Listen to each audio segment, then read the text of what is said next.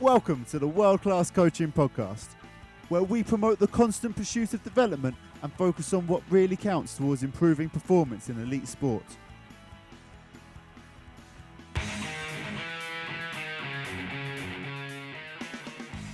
I'm Matt Dickens, and this is episode 1 of the World Class Coaching Podcast. Today, I'll be outlining the purpose of this podcast, as well as providing a little background information on who I am and what I do before I chat with some far more experienced and knowledgeable coaches in the weeks and months to come. Please don't think that I'm using this platform to proclaim that I'm a world-class coach. I'm not, by any stretch of the imagination. However, I do believe that I have the potential to be a world-class coach one day. And that's something that I really aspire to, I really want to achieve, and I work towards it on a daily basis. So I hope the name I've given to this podcast resonates with other coaches with similar aspirations. And I want it to provide another platform to hear from some highly skilled and respected coaches as we all look to push forward our own learning and development. First up then is the main content of the show. Normally, I'll have a guest coach on the line focusing on the practical application of S&C. However, today, I'm just going to give a little introduction to who I am and what this is all about. If we haven't had the pleasure of meeting yet, I'm Matt Dickens, and I lead the physical preparation for the Andorran male alpine ski and snowboard cross teams. Basically, look after 18 incredible athletes from the age of 15 to 27 from when they enter the national program at a junior level all the way through to those who compete at World Cups and the Winter Olympics. Personally, I'm driven by helping others get better, whether that be in their sports performance, general lifestyle, or chosen career. I believe life is an opportunity to push the boundaries and become something great. I love movement, strength, power, health, nutrition, physiology, biomechanics, the whole lot. Okay, I even like staring at Excel for hours on end just to make some pretty graphs that track my athlete's strength progression. So that really makes me think I found a career that I'm ideally suited to. If you're listening to this or have come across my blog in the past, then you can probably relate to what I've just said. At least, I hope you can. Like me then, you're probably also more than familiar with just how hard it is to get ahead in or even get into this industry in the first place. So I'm trying to do my bit to give something back. Earlier in the year, I started a blog aimed at helping aspiring S&C coaches. I started by emphasizing the importance of practical experience and softer skills, such as communicating with and influencing other members of the support team. Until you work in an interdisciplinary team, or with a technical coach at any level for that matter, you just can't appreciate the types of challenges that you'll face. It really isn't something you can learn at university. You can find all of my articles over on purehealthpuresport.co.uk. The purpose of this podcast is to complement that blog with the views and experiences of some great coaches who I've had the pleasure of connecting with. So who's going to be on? They will hopefully include regular appearances from some of my close network, the coaches I look to regularly to bounce ideas off of and learn from, such as Rich Hussaini, formerly of Exos and the EIS, Lee Eldridge, long-time S&C coach at London Welsh, John Noonan, head of S&C for British Ski and Snowboarding, and Pete McKnight, who's now head of sports science and coaching for Hints of Performance. I've also got lined up for the future Alex Wolf, head of S&C for the EIS, Chris Bishop, senior lecturer at Middlesex and the author of countless published articles, and a few more, but I'm not going to give everything away just yet. I'll also announce who I'm interviewing in advance to give you, the listeners, an opportunity to forward some of your questions and ask whatever it is you'd like to know. Let's face it, strength and conditioning has become extremely popular in recent years. Geez, everybody wants to be an S&C coach.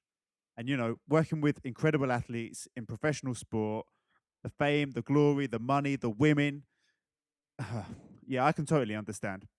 But seriously, though, with thousands of new graduates each year and jobs few and far between, it's becoming a very tough and somewhat saturated profession. I'll happily admit that if I didn't get my first foot on the ladder 5 or 6 years ago, I'd think long and hard about pursuing this career now. As much as I love it, I understand that it must be even harder for those of you out there now. So, as every little helps, hopefully I can provide a resource of advice that points you in the right direction, gives useful insights into life as an S&C coach, practical advice on the application of the methods that you learn at university, and helps you become a better coach. Moving on, I don't want to go through my whole career to date. However, one of the questions I'm always asked is, how did I land my job in Andorra? Because let's face it, Andorra's not exactly the first place people think of to work in S&C. I certainly consider myself very lucky to have this position, and basically, I have Pete McKnight to thank for it. I first met Pete when he presented his work in alpine skiing at the UK SCA conference in 2013. He has built himself a solid reputation as a quality S&C coach in France, and it seems that this has done a world of good for the reputation of all coaches coming out of the UK. Based on that reputation, the technical staff here in Andorra asked Pete if he knew of any good S&C coaches. He consequently put a vague advert of an opportunity in skiing out there, so I sent him my details in response. After a couple of Skype conversations with Pete and the technical staff here in Andorra, I was flown out to meet the team and immediately jumped at what seemed like a once-in-a-lifetime opportunity. Now, as our program here grows, I hope to offer a similar opportunity to one or two more coaches next year. When I first moved to Andorra, I inherited a young team of skiers who all suffered from some form of non-specific lower back pain. They were great at jumping, even better at jumping on Swiss balls, but struggled to squat their body weight for 5 reps. My first port of call when working with any athlete is to see them move. Unfortunately here, the idea of a squat was more like a curtsy. Being able to dissociate between hip and lumbar flexion was a rarity, and there were common postural trends such as lordosis with extremely tight psoas. So you can probably see that the whole issue of lower back pain was pretty unsurprising. I quickly realised that I'd be starting from the bottom. For the majority of the team, the objective was to ingrain excellent movement patterns and build a strong foundation that would not only boost performance by being able to generate more force, but also improve their ability to tolerate both long training sessions and long training camps, as well as supersede greater gains in more specific qualities in the future. If we had one motto for what we did last year, it would be strength through range with a neutral spine. I can now say that I would proudly let any of you watch my athletes train. In the next 2 weeks, most of the senior athletes, who are still only 19 to 21 years old, should hit a 2 times bodyweight squat, which I see as a good marker to move their training in a more specific direction. Having said that, we all adapt at different rates, and I've got one 17-year-old who hit that mark months ago. Don't get me wrong, there's a lot more to the program than that. Alongside lower body strength and good movement, there was and still is a considerable amount of trunk conditioning across all planes to aid the transfer of forces through the body.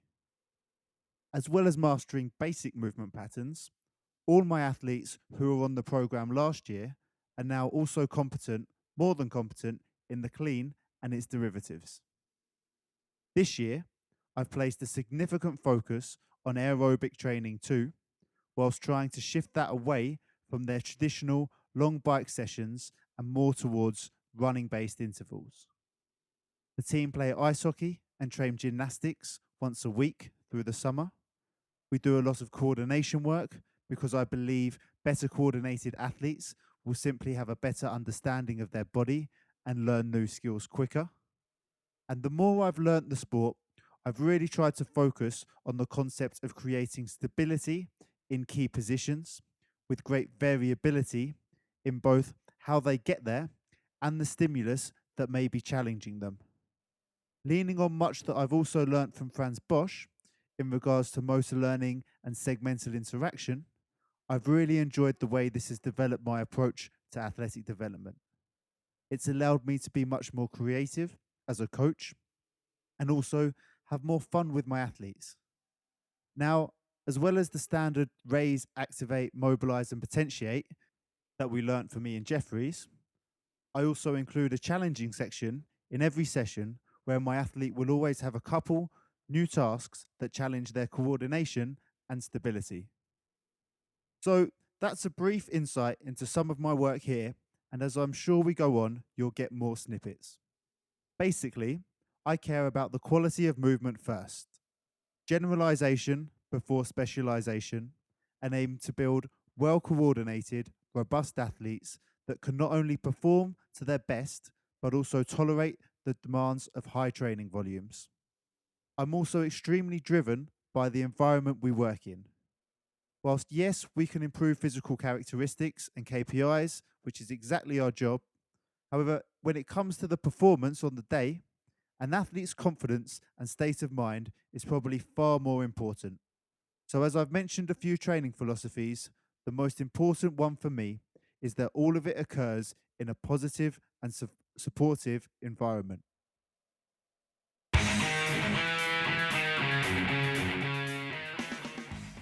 Question time. This is the part of the show where I'll put a couple of regular questions to my guests regarding their morning routines, their go-to learning resources, their approach to influencing technical staff, and it's also your opportunity to ask a question, as I will pick one or two in advance from the ones that you send me. As this is the first episode and I am my own guest, today I'm going to answer the questions that I'd normally put towards other coaches. The first one, then, I'm stealing straight from Tim Ferriss. If you don't already listen to it, then I do recommend Tim's podcast. He gives some great insights into the lives of some of the most successful people in the world. My favorites include interviews with Arnold Schwarzenegger and Tony Robbins, among others. Anyway, something he always asks his guests is in relation to morning routines and what people do to start their day in the most positive way. In our roles as strength and conditioning coaches, I believe it is essential to be a positive influence on those around us, an energy giver, as Jason Webber would refer to. One of my favourite quotes actually comes from Bob Marley, who said, "The greatness of a man is not in how much wealth he acquires, but in his integrity and his ability to affect those around him positively." That being said, I have adopted a few practices that make sure I start my day in the right way. So here's roughly what my routine looks like in the morning. First, I make sure I set my alarm on my iPad to play one of my current favourite uplifting songs. This morning, for example, it was Electric Feel by MGMT. On top of that, I'll always leave the alarm on the other side of the room, which gets me up and at 'em pretty quick. You probably already know that it's a good habit to keep any electrical devices, such as mobiles, away from you at night anyway, just to make sure you sleep better. I'm a bit of a coffee snob, so my small batch coffee will go into my Italian style cafetiere and on the hob as quick as possible. As it cools, I'll do about 10 minutes of meditation, normally with the help of an app called Headspace, which for anybody else out there trying to get into mindfulness or self-awareness, I highly recommend this app. It has helped me immensely, as has meditation, which is why I'm a huge advocate of it myself. I honestly feel like a different person when I meditate. I'm calmer and more focused. I'm aware of my body and myself. And as cliche as it sounds, I'm generally just at peace, which is a great feeling. After that, I'll enjoy my coffee and generally practice something that I took from Tony Robbins. I'll basically take 5 minutes to appreciate three things in my life. Usually, one big thing, such as my health, my friends, my family, and two silly things or often overlooked things, which could be anything from specific food or clothes to watching Game of Thrones, like anything that I wouldn't normally appreciate unless I stopped to do so. The main reasons for this is that it is extremely difficult to be in a bad mood, angry, or sad when you really appreciate what you have. If you've never done this, I highly recommend it. I also find it keeps me very well grounded. Then I'll try to do 20 minutes light exercise, which tends to rotate between yoga, skipping, or simply doing some myofascial release before I shower and cook myself some eggs. I'm pretty particular about nutrition too and the food I eat, but I can definitely save that for another time. My final morning ritual is to write down my goals whilst I eat my breakfast. One main goal for the day, as well as a 1 year goal and a 5 year goal. They're not always the same, but the ones that reoccur help me identify what I really want from my life and make sure I'm working hard each day towards the right things. I took this practice from the book Goals by Brian Tracy. So that's generally my morning routine, providing I'm starting work after 7. If we're away on camp and up before 6, then it's going to be extremely condensed. As I mentioned earlier, I believe it's extremely important to be a positive influence to those around us. So, whilst I've described my morning routine, I'm going to steal the question straight out of Tim Ferriss's playbook when I ask my guests the same thing. Other questions you'll hear me ask will relate to influencing the technical staff. However, I'm not going to go into that personally myself today, as I recently wrote an article on the subject, and you can check it out on my website. It's titled The Hardest Part of the Job, Part 1. The third question will relate to people's top recommended learning resources. So I'll ask for one website, one newsletter, one podcast, and one book.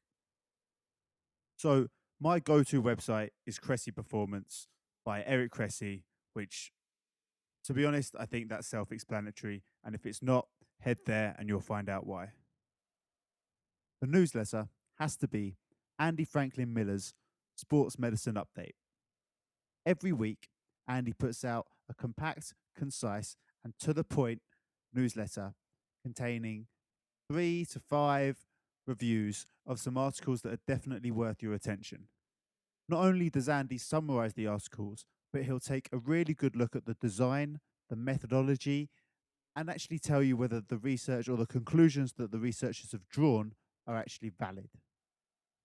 I've found the last 2 weeks particularly useful, and as it's completely free, there's no reason why you don't sign up to his newsletter right now.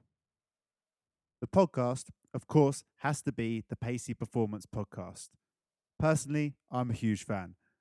Right now, Rob is doing an incredible job of working with some of the world's leading practitioners in delivering high quality content to anyone who's prepared to listen.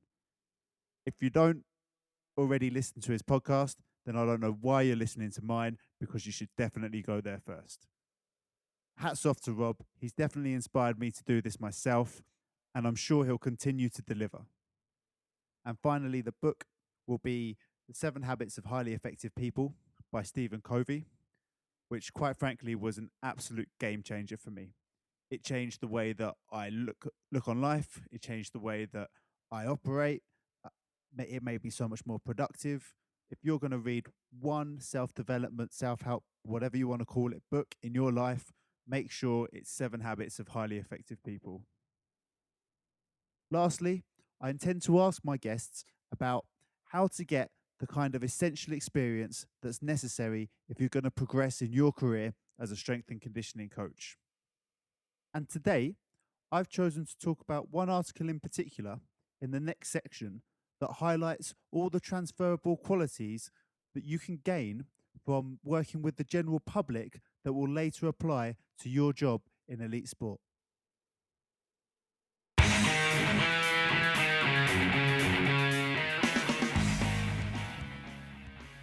The relevant reading section is aimed to highlight one article that I've either read or written and believe is worth sharing with you guys. It may be peer reviewed or it might not be, but I will make sure it's relevant to coaches looking to develop and always get better. As I've already mentioned, I'm aiming this podcast at aspiring S&C coaches. So today, I'm going to take the time to plug one article in particular that I did write a couple of months ago. It's possibly one of my most popular articles that I've written, and its title is Personal Training for S&C Coaches, Get Off Your High Horse. The main point of doing this is to highlight the endless benefits that you can receive as a coach in countless different environments and working with anyone, including the general public. We all know that there can be a certain stigma from S&C coaches towards personal trainers. I know I've certainly looked down on PTs. I've been quick to criticize. Geez, I've almost cried when I've seen what some trainers do to their clients. And due to the poorly governed industry, like this stigma can often be warranted. However, I only wish to highlight the countless benefits that working with the general public will bring to your skills as an S&C coach. You can read the article for more information, but in my opinion, experience is priceless. Accumulating 10,000 hours towards coaching mastery is just as applicable as it is in sport or any other skill for that matter. You don't need to work with elite athletes to coach movement skills, communicate with a wide variety of personalities, train towards improved performance, and like I said, there's plenty more reasons in the article. So you might have guessed by now, and I may have alluded to it earlier, but I did start out as a PT working with the general public as I completed internships and my MSc before I landed my first paid role in elite sport. I don't undervalue this experience in the slightest, nor would I when other coaches send me their CVs. So if you're currently aspiring to work with athletes in professional sport, my only advice is to take every coaching opportunity you can get and focus on the positive benefits that extra experience will bring. One of the main criticisms that young coaches or PTs often have is that the general public aren't as committed to their training goals or don't work as hard as a professional athlete would. I'm sure this can sometimes be the case, probably quite often. However, if you think that motivation comes in continuous abundance for all athletes, then you're in for a shock. In fact, if you think that all athletes even like training, then you're in for another shock. Motivation comes in waves. Everyone has bad days, and although you might enjoy working hard, and I enjoy working hard, we probably both enjoy lifting heavy bits of metal. Not everybody does. Actually, most people would think it's unnatural for somebody to enjoy working hard, especially those, for example, who've risen to the top of their discipline largely on their natural ability, call it talent if you must, and are now at the stage where they need to really put in the effort to stay there. So, regardless of the situation, you need to understand how important it is for you to learn those skills that get the best out of other people. Let's take another example. It could be an extremely emotional time for overweight people, general members of the public, who are struggling to lose weight. They've been overweight, obese. It's a health risk for a long time now. However, they find it extremely difficult to break the habits that have made them that way in the first place. It can be upsetting, and often those kind of clients can break down right in front of you. You need to be compassionate, empathetic, and be a positive inspiration to bring the best out of those people, to see the positives in life, to turn this around and make it work for them and make them achieve their goals. Compare that with an athlete in long-term rehabilitation who's had a couple of setbacks and all they want to do is get back to doing what they do best. Trust me, that's going to be emotional, and you're going to need to be compassionate, empathetic, and a positive inspiration in getting the best out of that person whilst they turn it around, strive to make improvements, and get back on the pitch or the field or the slopes or wherever it is that they perform. Hopefully, that illustrates that you can draw and develop certain skills, similar qualities from any environment that you will later use in your profession as a strength and conditioning coach. Another example, athletes can be immature, unfocused, and unappreciative. Have you ever worked with kids? How do you deal with that? Ask yourself this: do you think that working with as many people and personalities as possible will help you to be better at relating to people, managing relationships, and getting the best out of them? I hope so. I hope you can now see the point that I'm making. With regards to training itself, I'm willing to bet that the more you learn, the greater benefits you'll see in the basics of training, the same fundamental movements that you'll use with anyone. As Dan John would say, everyone is going to squat, hinge, push, pull, or do a loaded carry in one way or another. So, to sum up what I'm trying to say, is that experience counts for so much more than a degree, in my opinion. And you should jump at every opportunity to coach that you can get. If I was to give one message to experienced coaches, it would be not to turn your noses up at applicants who have personal training written on their CV. There are countless transferable qualities from PT to S&C. And I reckon that if a PT is pursuing a career in strength and conditioning with elite athletes, then they're probably already doing a better job than 95% of other PTs out there. Anyway, in the next episode, I'll be discussing some of Dan Baker's maximum aerobic speed articles and how I apply that methodology of training to my athletes here in Andorra.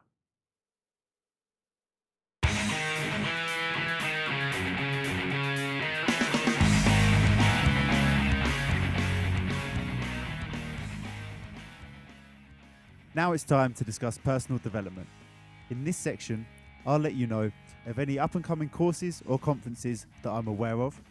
I'll also let you know of any decent jobs or internships that might be out there at the moment.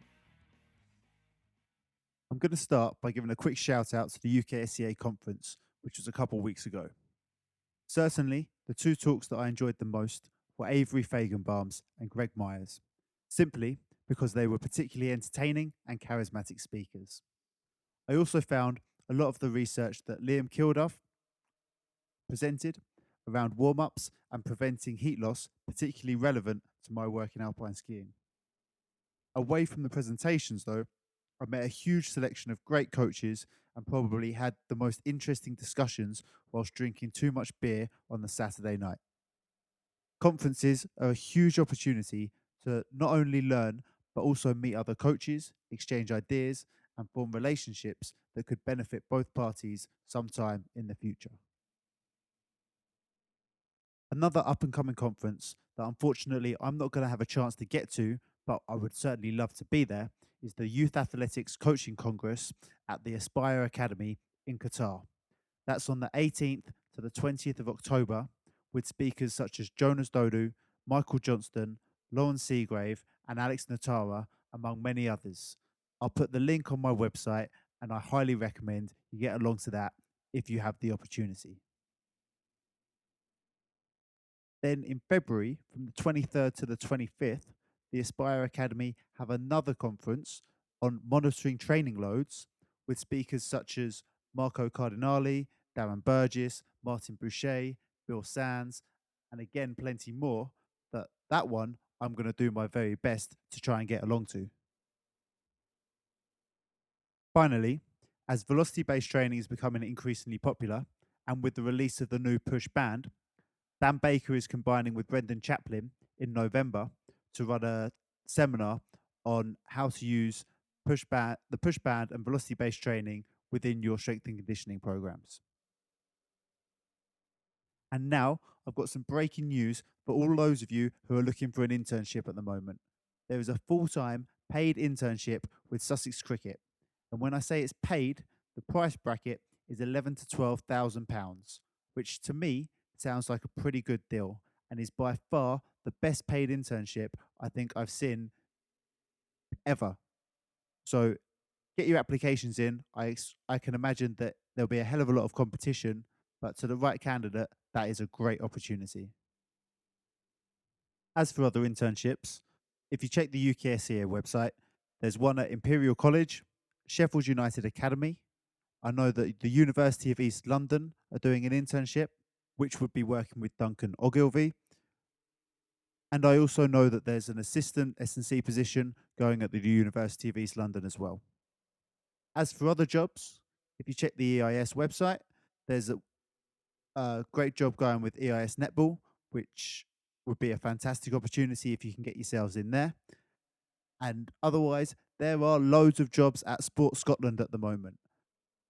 I'm not sure if I've seen the advert right, but if you check out UK Sport at the moment, I think there are about 10 S&C or physical preparation coach jobs going at either an entry or a senior level with Sport Scotland. So if you're looking for a job and you're happy to move to Scotland, get your applications in. That's enough from me for now. Thanks for listening and check in again when I've got my first guest on the line. As I mentioned earlier, I really do welcome any feedback that you can offer to make this podcast as best as possible. So either drop me a line on Twitter or an email, whatever it is, with your suggestions on how I can improve this podcast. Lastly, I want to give 2 shout outs to Rich Husseini and Rob Pacey, who have been on the end of several of my frustrations as I've put this together and helped me iron out any problems that I've had, trying to make it as good a podcast as I possibly can. Thanks, guys. I really appreciate your help, and I'll see you soon.